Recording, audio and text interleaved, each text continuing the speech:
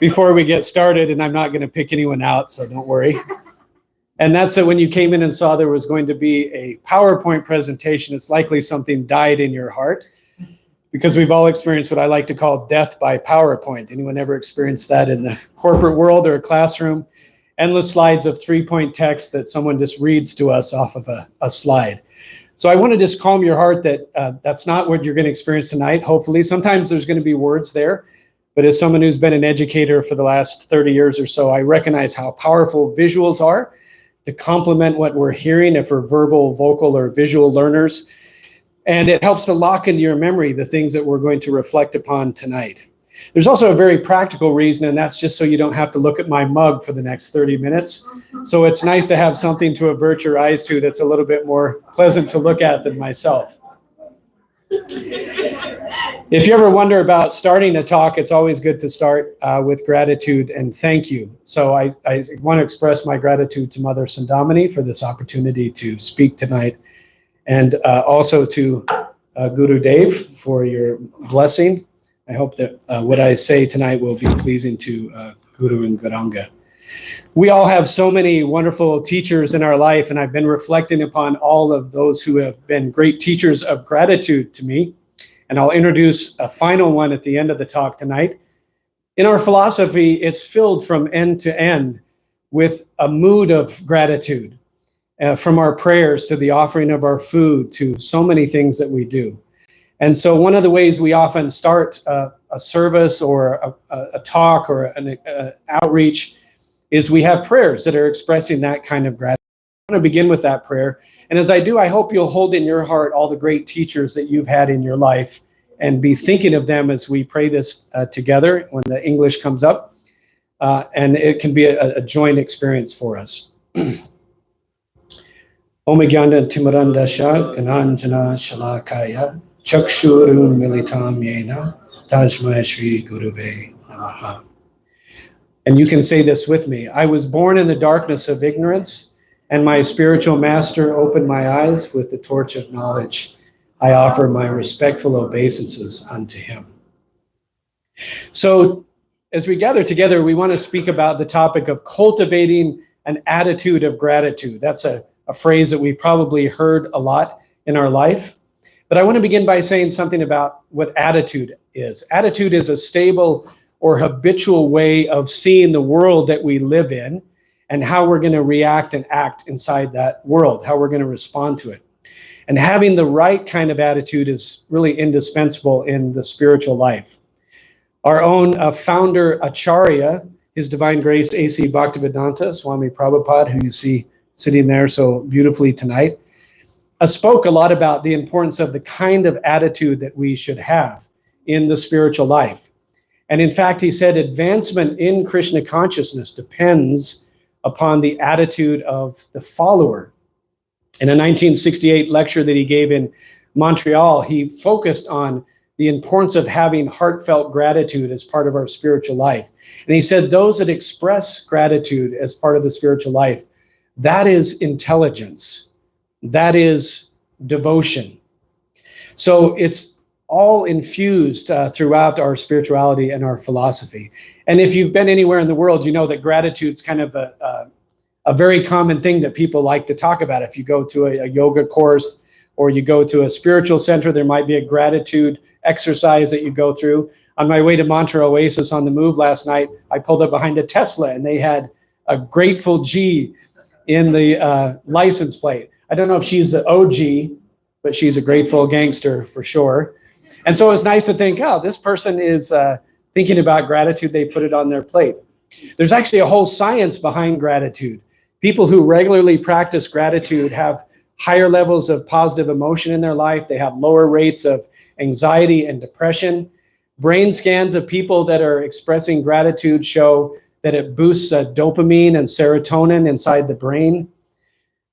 People who spend some time before they go to bed reflecting on those things that they're grateful for actually sleep better. And we have less of cortisol in our bodies, the stress hormone, when we're in a state of gratitude. So there's certainly a science behind it. But these wonderful physical, emotional, and psychological benefits of gratitude aren't why we perform gratitude in our philosophy. I think about them as kind of divine gifts. It's as if God is incentivizing us when we practice things in the mode of goodness. He gives us extra benefits when we do that. But if we just practice gratitude for the benefits it gives us, then we've really missed the message, haven't we? Then it's a selfish act that we're committing for our own benefit. So when we speak of gratitude in our philosophy, we aren't thanking a faceless force. We aren't expressing appreciation to an impersonal universe. For gratitude to be rational, sensible, meaningful, powerful, it must ultimately be personal. That is, for gratitude to be transformative, it needs to be directed to a person. And so far beyond the physical or emotional benefits that we experience, when we direct our gratitude to God, it goes above that mode of goodness into a transcendental mode where a 360 circle of reciprocity can happen between us and our divine source. And something really extraordinary happens when we see gratitude in that context and we direct our gratitude to a person. If we think about anything we're grateful in our life and where it came from and what caused it, we have ultimately traced that chain of causality back to the supreme cause of all causes, the supreme personality of Godhead, Krishna. And throughout almost every scriptural tradition, whether it's the Abrahamic traditions or our tradition or Buddhism, you'll see that all of those traditions say, yes, there is a source. There isn't a personal connection we should be making when we're exercising gratitude in our life. And it's certainly all throughout our scriptures. Some of you, just by looking at this graphic, probably know what verse from the Bhagavad Gita that this is referencing. Anyone want to take a chance? Yes, Sureshwar.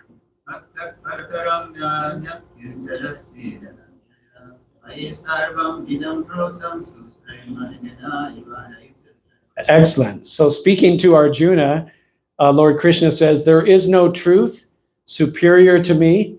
Everything rests upon me as pearls that are strung on a thread. Later on in the Gita, in chapter 10, verse 8. Anyone want to take a gander at this one? Aham sarvasya. I'm the source of all material and spiritual world. Everything emanates from me. The wise who perfectly know this engage my service with love. Yes, very nice. Everything emanates from me. And the wise who know this perfectly engage in my devotional service and worship me with all their hearts. So this is just a couple. We could spend hours and hours and hours going through our scriptures and showing this principle that we should always direct our gratitude to a person, the source of all things in our spiritual life. But what's so extraordinary about this philosophy is it doesn't just teach us that there is an object for our gratitude, that we direct it towards Krishna or God or whatever name we have for our divine source. But Krishna is also the model of gratitude. Have you ever thought about God being grateful? That was certainly a new concept for me. How can God be grateful? What is it that he doesn't have? I mean, he possesses everything. Everything comes from him. What's the one thing God can be grateful for that he may not have yet? Yeah, our love and our devotion. This is an extraordinary story from our Shastra of a young boyhood friend of Krishna, Sudama, who's encouraged by his wife to go visit Krishna, who's living in a palace. And Sudama is very, very poor. And he wants to bring a gift to his friend, and all he can afford is some cheap chipped rice. But when he arrives at Krishna's palace, Krishna is so extraordinarily grateful to see his friend. And for this gift, you would have thought he had brought Krishna a 10-course meal. Krishna drops to his knees and washes Sudama's feet and feasts him. And Sudama is going to go home and discover that he'll have a palace of his own. So that little bit of love and devotion, Krishna so deeply appreciates. And he models that in so many different stories. Actually, although Krishna's characteristics are unlimited, in our tradition, our sages and saints have identified 64 qualities of God. And among those 64 qualities is gratitude. That God is grateful. And we see this in many, many areas of his life, that he is expressing this gratitude. And he wants to surrender himself and give himself to whoever shows that kind of gratitude to him. In a purport to Srimad Bhagavatam, which is one of our scriptures in the 11th canto, chapter 2, verse 31, in the purport there it says, Krishna, the Supreme Personality of Godhead, is so unlimitedly merciful and magnanimous that in his gratitude to a surrendered and loving servitor, he is immediately inclined to offer anything, even himself, to his surrendered devotee. So this is the way to get Krishna's attention, is to practice gratitude. And a mystical, transcendental encounter happens when our love and devotion meets that gratitude, and it begins a 360 cycle of loving exchanges between us and God. So Krishna is our source. Krishna is our model of gratitude. And we see this not only with Sudama, but with his own mother when he's a little child, right? Where he surrenders to her to let her tie him up for being a bad boy. Or we see him choosing to be the chariot driver of his dear friend Arjuna on the battlefield of Kurukshetra. Or we see him always looking for ways to reciprocate the love that the gopis give him in Vrindavan. So if gratitude is a characteristic of the divine, and we are part and parcels of the divine, what does that say about us? What follows from that truth? Yeah, we're also divine, and gratitude should be a regular part of our lives. We should also be manifesting and modeling gratitude if we are the parts and parcels of God. It should be reflected in our life. In a part of the Srimad Bhagavatam that's discussing the qualities of a Brahmana in the 4th canto, Srila Prabhupada says in a purport there that gratitude for the mercy of the Supreme Personality of Godhead is one of the qualities of Brahmanas and Vaishnavas. Everyone should be grateful to the Supreme Personality of Godhead. Why? Because he's maintaining all living entities and he's supplying all of our necessities. Did you have a question, Prabhu, or you're just touching the ceiling? Okay, Hare Krishna. So we can respond to that mood of God, that modeling of God, by offering God our life. There are so many things we can be offering to him every day. And like Sudama, he doesn't expect it to be something extraordinary. Now, this should stimulate in your mind another verse, if you're familiar with the Bhagavad Gita, chapter 9, verse 26. What does that verse say about making an offering to the Lord?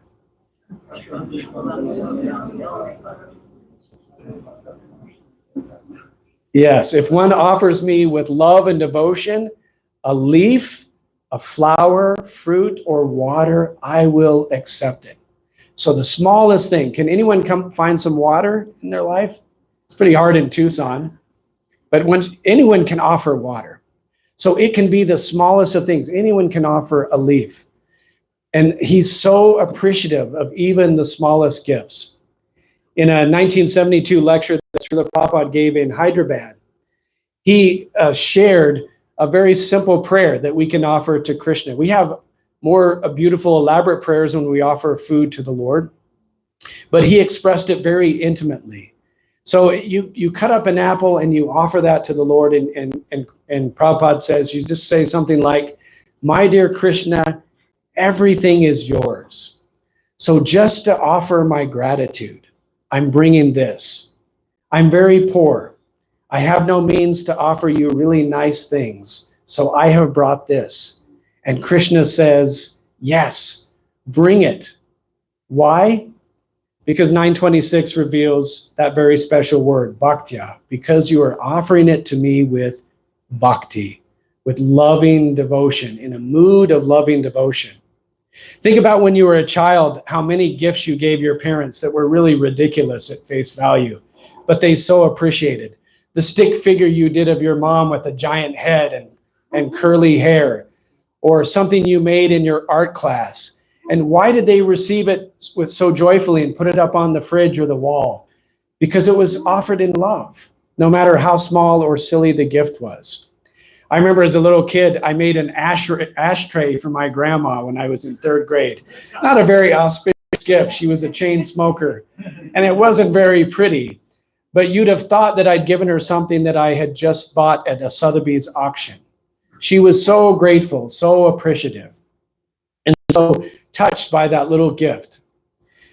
Now, there are unlimited ways to think about how we can cultivate the attitude of gratitude in our spiritual life. We could spend hours and hours, but although there's unlimited ways, I have limited time. So I'll just share a couple, and then I'd like us to have some time for you to reflect back to me, maybe some things in your life that you're really grateful, or maybe a practice that you have in your spiritual life for cultivating this attitude of gratitude that you found really helpful that you could share with everybody else. So here's a recommendation number one. Count your blessings. Count your blessings. When I was a little boy, we had a hymn that I grew up singing that said, when upon life's billows you are tempest tossed, when you are discouraged, thinking all is lost, count your many blessings, name them one by one, and it will surprise you what the Lord has done. Something remarkable happens when we take the time to count our blessings, to walk through all of the things we can be grateful for in our life. It has amazing effects upon us. And one of them is it kills envy and entitlement. Oftentimes we want to visit Pity City, and that's okay occasionally. We just don't want to live there. We're often hankering for something. We imagine in our mind, if I just had this one thing, I'll be happy. Or we're lamenting that we don't have something rather than focusing on what we do have.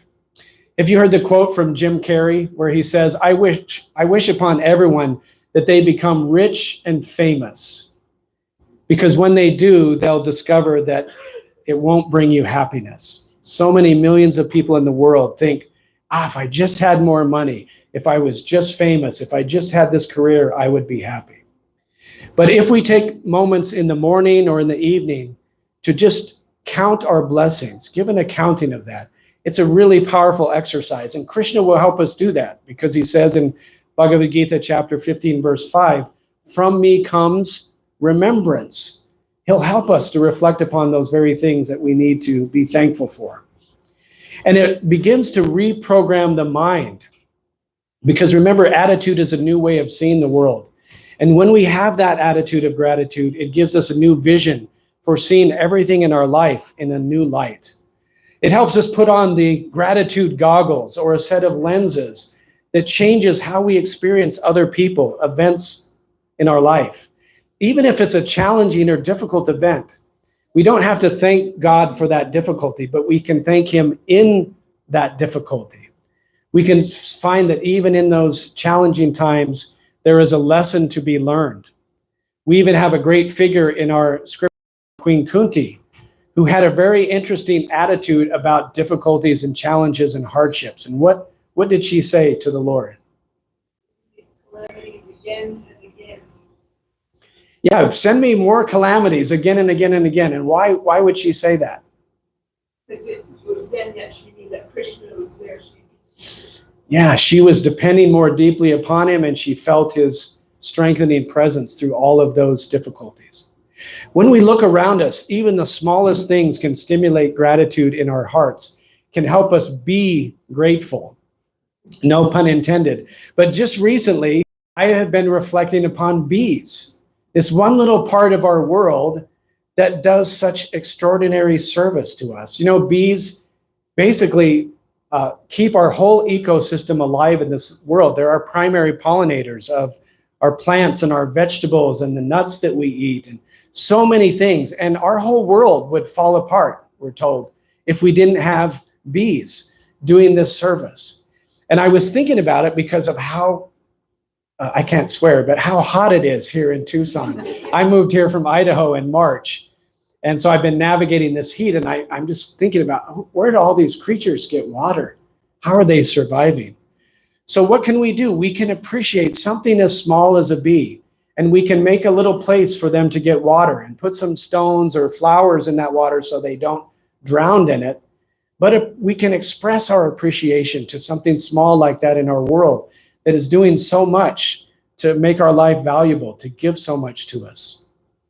And something else beautiful happens when we practice and cultivate an attitude of gratitude. that those good things in our life tend to increase and grow. One person said, well, Vaisheshika Prabhu is often known for saying that. He's one of the great teachers in our society. He said, those things that we appreciate. So he's taken the two definitions of appreciation. Those things that we esteem or value highly in our life actually will appreciate, like money in an investment account. Those things will increase in our life. So many, many extraordinary things can come out of that simple practice of daily counting our blessings. Chaitanya Charandas, another great teacher of gratitude for me and a mentor in my life, said, happiness comes not from increasing what we have, but from increasing our appreciation for what we have. So number one, count your blessings. Number two, concretely express your appreciation to others. Every day we have opportunities to thank people in our life that give so many gifts to us. And maybe they're doing a thankless service at the temple, or maybe they're the mailman that comes to your house and brings you mail. Feeling gratitude and never expressing it or sharing with others, William Arthur Ward says, is like wrapping a present but never giving it to someone. Let people know you're grateful. When was the last time you got a written thank you note from anyone? Can you even remember? I mean, that would be like giving someone a handful of jewels to get a thank you note. It'd be such a rare thing. Pick up the phone this week. Maybe make a point every day this week to thank a different person in your life through a phone call or a text or a thank you note. People are starving for appreciation. Mother Teresa of Calcutta said, there is more hunger in our world for love and appreciation than for bread. So there's so many ways we can do that. Make a commitment to do that every day. And maybe it needs to be that one challenging person in your life that even when you see them in Safeway, you run to the other end of the store. Just hearing the sound of their voice causes the hair on the back of your neck to go up at work. Find some reason to appreciate and be grateful for that person. And it may just completely change that relationship. We call Srila Prabhupada our Founder-Acharya. And Acharya has a special meaning. Does anyone know what that term means when we call him? You have a whole seminar series on Founder-Acharya. What's so beautiful about Acharya? He teaches by example, model. Yes, so it's someone who doesn't just speak truths to us, but they model those truths. Their feet are worthy to follow. Prabhupada. So he's our Founder-Acharya. And as I began to study this topic of gratitude over the last few weeks, I read so many letters of Srila Prabhupada where he expressed such deep and profound gratitude to his disciples for all that they did for him, how they were making this mission possible. One especially touching a Leela from the Leelamrita, which was written by Satsvarup Goswami, was back in June 1973. This is when devotees were moving to a place called Mayapur, which was just kind of a swamp, and there's mosquitoes and disease and so many austerities there. And when one night when Bhavananda came into his room and to talk with Srila Prabhupada, and he began asking about his devotees and hearing the austerities that they were undergoing to make Mayapur into the place he imagined it could be, suddenly Prabhupada began to cry. And he said to Bhavananda, I know it's so difficult for you Western boys and girls. You are so dedicated serving here in my mission. I know you can't even get prasadam. When I think that you can't even get milk and that you've given up your opulent lives to come here and you do not complain, I am so indebted to all of you. So he models in so many ways for us. Every time we look at him, it should stimulate that attitude of gratitude in us and gratefulness to him for the many sacrifices he made to come here. So I want to select my first person to express gratitude for today. I don't think I know you well enough to call you Uncle S. Is that what they call you here? But Sureshwara Prabhu has done so many endless hours to help devotees around the world connect with deeply and directly with Srila Prabhupada through an amazing seminar series he has called Srila Prabhupada, our Founder-Acharya. And I'm so grateful to you for that, because Srila Prabhupada was my entrance into Krishna consciousness. And you offered a tribute to him this year that was just published in our tribute guide. All of Srila Prabhupada's direct disciples share their appreciations for him. Or my dear Guru Dev shared one that brought tear to my eyes, and Mother Sandamani offered a beautiful poem. But you and yours actually spoke a section that relates so perfectly to tonight's presentation. And you said that near the end of the first chapter of the Nectar of Devotion, you, speaking to Prabhupada, comment on Nanda appreciating Yudhisthira, Narada, who is in turn appreciating, what did I say? You comment on Narada, who is appreciating Yudhisthira, who is in turn appreciating Prahlad. A devotee always appreciates the activities of other devotees, and that is one of the symptoms of a pure devotee. So in a special way, express your appreciation to many, but when we do that with a devotee, it takes on an even greater quality. So thank you, Sureshwar Prabhu, for all the many gifts you've given our community and the society around the world.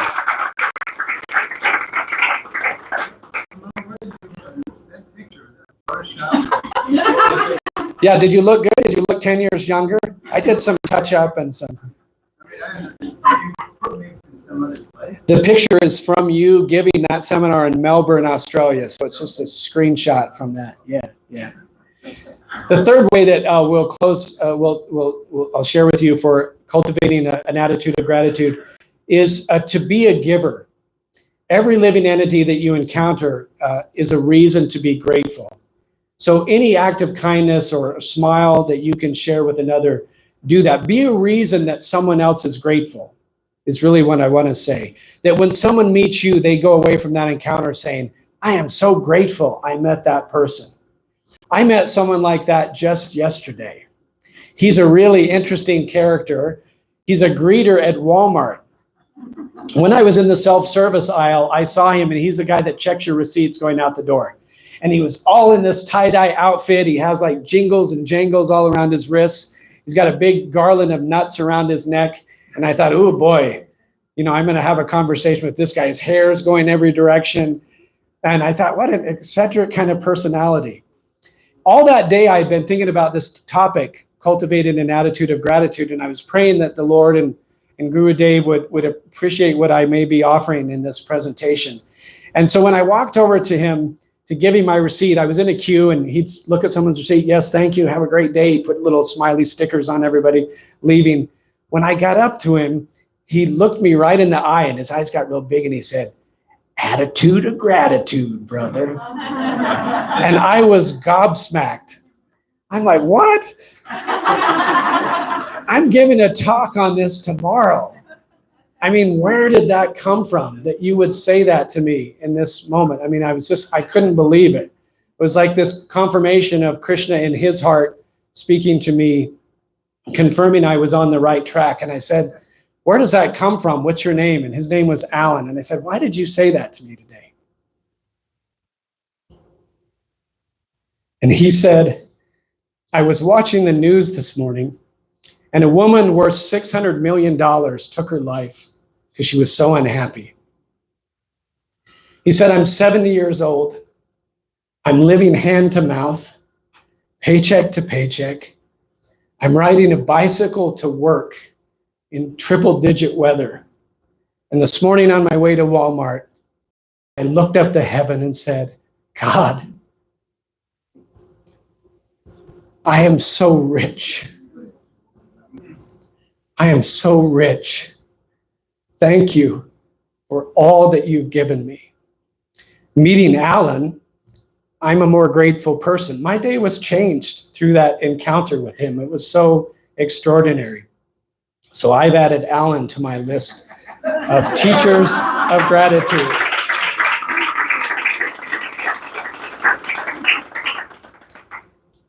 In closing, we have a prayer. We have a mantra that gathers this attitude of gratitude. It is the cry of a child to a mother. It is the cry of a beloved to her lover. It connects us in this loving exchange with God. And in its heart is one big thank you to God and a desire that God can engage us in his service, that we can reciprocate all the gifts he's given us in an act of reciprocal loving service. So I hope tonight, as we continue to pray this prayer, this mantra, that we'll do so with a renewed attitude of gratitude, as together we chant, Hare Krishna, Krishna Krishna, Hare Hare, Hare Rama, Rama Rama, Hare Hare. Thank you so much for your time and attention. It's so great to be with you.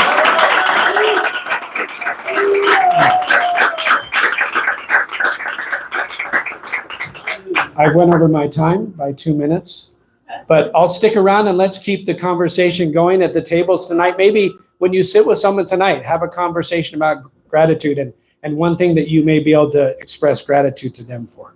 Thank you so much. Hare Krishna.